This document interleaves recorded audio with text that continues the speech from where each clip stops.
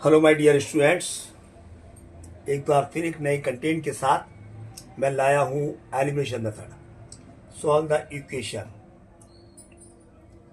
कई बार देखा होगा आपने कि हमें जो एलिमिनेशन मेथड होता है, एलिमिनेशन मीन्स होता है एक टर्म को, एक्स वाले टर्म को या वाई वाले टर्म को हमें एलिमिनेट करना होता है, हटाना होता है, काटना होता है।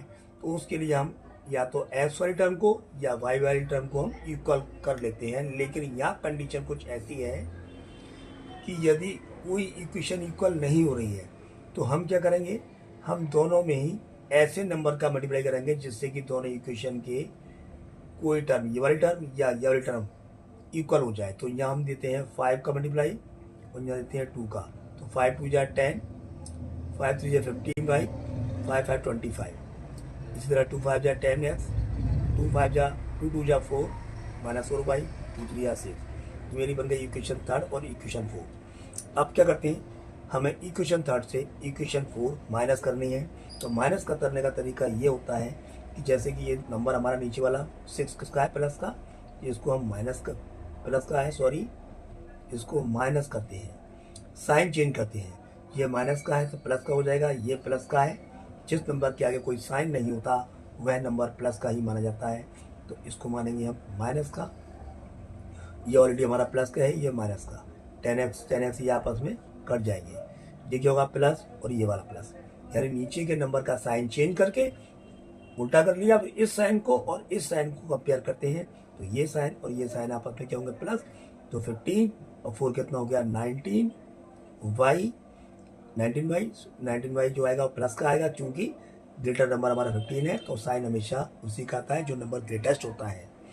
ये हमारा माइनस है और ये प्लस का है 25, तो 25 माइनस 6 क्या बचा बेटे हमारे पास, इक्वल में 19 बचेगा। डन।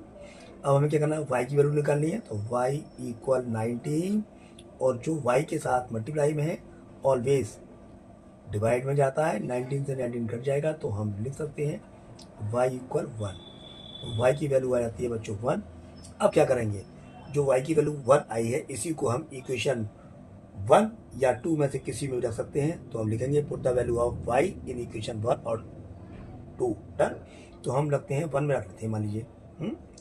तो इक्वेशन 1 उतारेंगे यहाँ पर हम, 2x plus 3y equal 5, 2x as it is plus as it is 3 as it is.